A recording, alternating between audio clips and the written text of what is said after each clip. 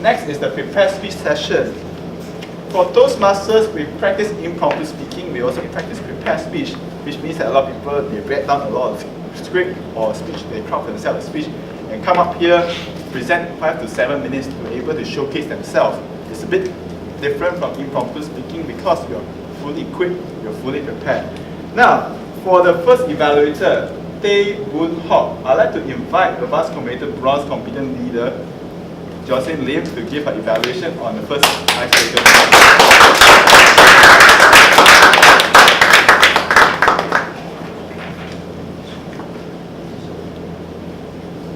Thank you, General Evaluator. Tay Woon Hock, isn't it proud to be addressed as Toastmaster the first time ever in your life? Ladies and gentlemen, give him a big round of applause because his journey has been. Don't you agree with me that everyone is born with different character, personality, and idiosyncrasy? And today, we are so blessed and privileged to hear the icebreaker speech of Tay Woon Hock, which is full of color of Tay Woon Hock, BBHT. So in order to evaluate BBHT, I better evaluate in a BHT manner. First, I think your speech has a brilliant opening. Do you still remember how he opened his speech? I have a speech. I have a icebreaker and No, No sorry. Because of the counting, he missed the is Wow. icebreaker speech. Give him a big round of applause again. And then he spoke humorously. It's way beyond the requirement for icebreaker, where the objectives are just needing him to speak clearly, loudly, and with correct English. But then he was very humorous, very natural. Third is what? T, talented. He was a very talented speaker. He came up here, I couldn't sense any sign of nervousness. He just go into the speech directly and animated all the gestures so naturally. He even engaged with all of you. Did any one of you miss any part of his speech? No, right? All of your eyes were on that person in the frame, in the limelight. I thought that was very well done. And A for awesome preparation. In this speech, it requires a definite opening, body, and conclusion. So he has his opening, he has his body, which he described all his personality, all his characters, and in a conclusion, he wants us to connect him through the social media and also be a better person. I only have a Y for you. So Tay Woon Hock, I think we are yet to know you well. We want to know you a little bit more, some part of your life. You can tell us some cover stories. You do not need to go into details because that is to prepare for your future speech context. We want to know about your childhood, about your current profession. We want to know about your family rather than connect you from Facebook and then we all become Facebook friends again. Right? Now, in conclusion, I really enjoyed your speech and I would like to conclude in a BHT manner again. I thought that was a beautiful and bountiful speech. My hats off to you. And in the journey of Toastmasters, may your journey be filled with T, temptations, and A, abundance, and yummylicious speeches for years to come. Congratulations.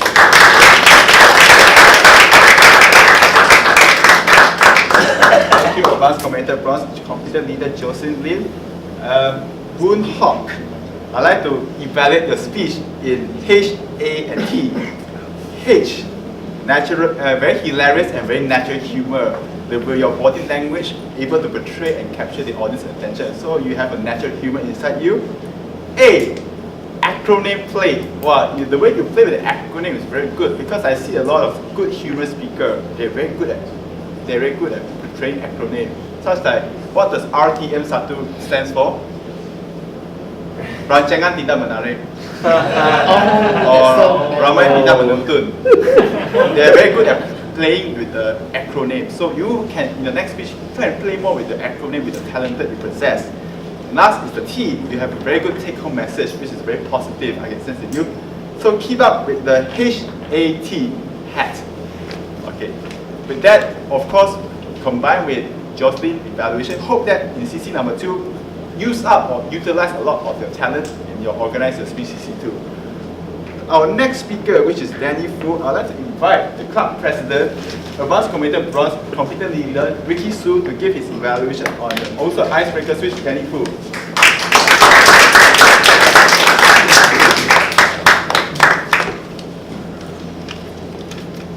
Toastmaster Danny, you look so much like a Japanese guy. Yeah, And you were mistaken as a pretty baby girl when you were born. And now you have grown up as a pretty boy and pretty guy. Let me ask you one multi-million-dollar question. Are you still single and available? Right? That will break a lot of pretty girls' heart. And after you have covered everything about yourself, that might be the most important question you might want to answer. Now I would like to, pretty boy, pretty man, I would like to say that your speech has been very, very pretty. Now why is it so pretty? Now first, you are very natural speaker. You are very fluent. You are very proficient in your English language. Of course, you were not nervous at all, and you didn't use notes at all. And you have a very good smiling demeanor. And when you come up here, immediately you won our heart, including pretty guys like me. Second, why your speech is so pretty? You organize your speech very well into 4 episodes, like a drama. There are 4 episodes. The first episode about your birth as a pretty girl, and second episode as how you came with this swimming and how you train yourself. And the third episode is how you came across your interest on web design and how you ended up with a web design company today. And the last episode is about Japan, how you got to know more about Japan through anime, and now you aspire to live in Japan for 1 month and get to know more pretty girl there. Now third, why you are so pretty in your speech? Your non-verbal communication. Your hand gestures are very natural. And when you were not moving your hand, you relax your hand like this, we don't mistake it as being nervous or as clasping your hand. So it's been very natural. And your eye contact is very good. Now, if a pretty girl look at me, I would be very nervous. And you kept looking at me just now, it made me very nervous, pretty girl. And your voice is also very, very good. It was 50 ringgit, you knew how to raise your voice. And your use of staging.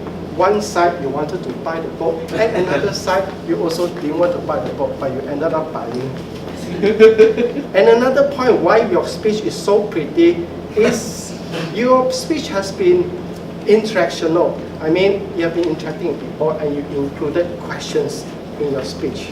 Now actually I cannot find a lot of any areas of improvement in you at this stage, but I see some potentials in you.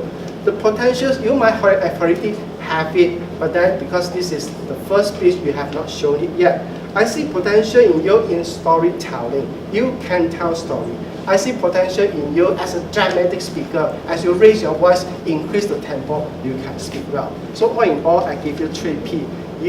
Your speech has been pretty. You have a lot of potential. One day you'll become even more polished speaker. Back to you.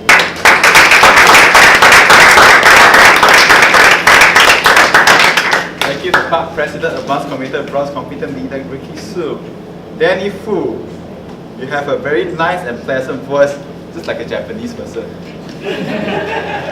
I remember as I was a small kid, I watched a Japanese show. They require you to portray something like a show like that for 2 to 3 minutes, very fast like that. Then the person he's playing like a train announcer. Like when the train is coming, then his voice is very interesting as those announcer. So you have a talent in projecting your voice, very pleasant and very clear also. So keep up with the strength you have. And of course, one of the good strengths I like is you have a good take-home message, which want all of us to keep moving forward. So look forward for your CC number 2, organize your speech. Now, after the icebreaker speech, we now advance to the evaluation for CC number 6, vocal variety, which requires us to control our voice, articulation, the voice projection over here. I'd like to invite Sharon Wong to evaluate David Tan. Please welcome Sharon Wong.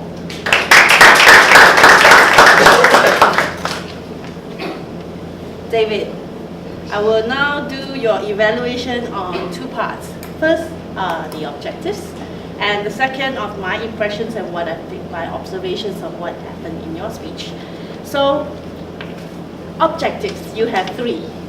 First was to use your voice volume, pitch, rate, and quality to reflect and add meaning and interest to your message. And this, out of a 10, I will give you a 6. I will explain a little bit later. Right? And the second objective is to use pauses to enhance your message. Out of a 10, I will give you 4. Okay, so don't throw things at me just yet. I have part 2 to explain why. And the third is to use vocal variety smoothly and naturally. This out of 10, I would rate you an 8. So overall, I would say you have met your requirements for this speech. And here are my observations. You came in singing "The Hills Are Alive," and then you explain why that piece of melody stuck in your head. I'm sure it stuck in our heads for different purposes, maybe like watching Sound of Music more than 50 times, as some people do with Frozen. I know, ask any girls under 5 years old how many times they watch Frozen, they'll probably lost track, maybe like 5 times a day. But yes, these are things that will make some, especially songs, because songs is a combination of lyrics and melody, and if you read up on about science about this, it merges your left and right brain. So that's why songs stick in our head much longer than any other facts. And then you came in to tell us about your story, about the importance of music in your life. And overall, I find the organization of the speech is good. However,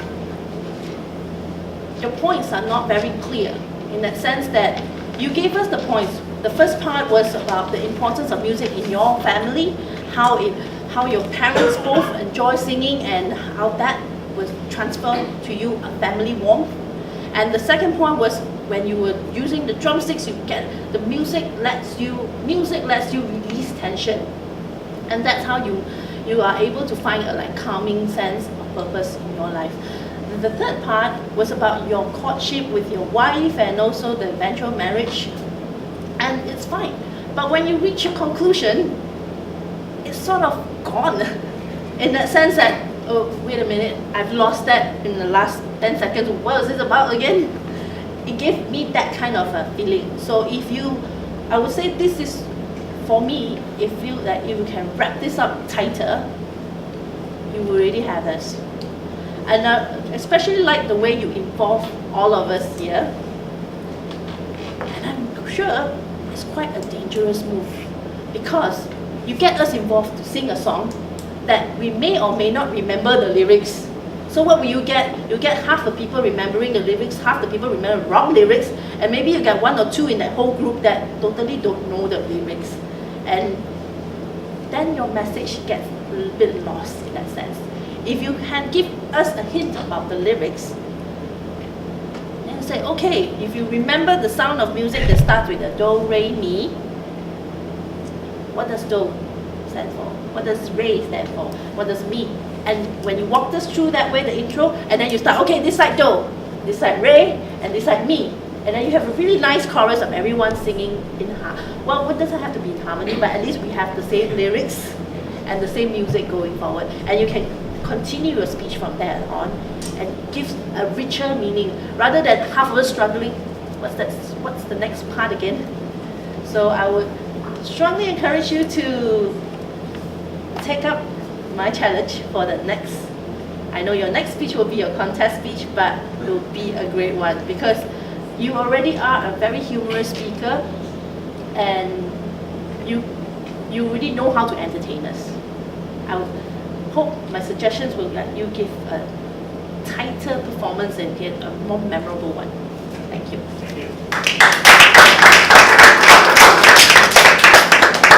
Thank you, Sharon Wong. I'll give a brief evaluation or introduction, what is vocal variety, control your voice. Can be sound a bit complicated because most of us, we don't have a talent of singing. Now, I want you to imagine there's a quadrant over here. How loud you are and how soft you are. How fast you speak and how slow you speak. We need to have a combination of these four things together. I mean, these two things with how we control it. If we, for David's case, he's very good in singing, there's no doubt. But I can suggest to you, you can portray more character in Disney.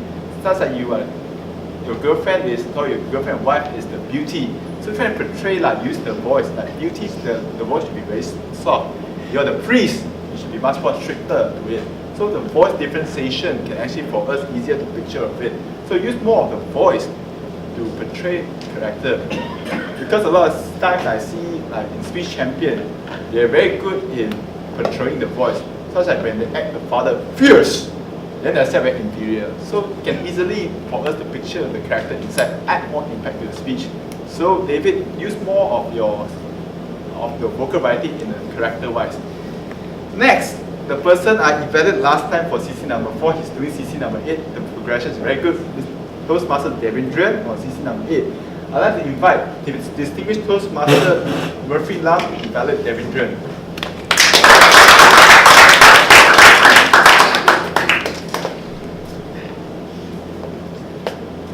Toastmaster Devendran, I want you to remember me tonight.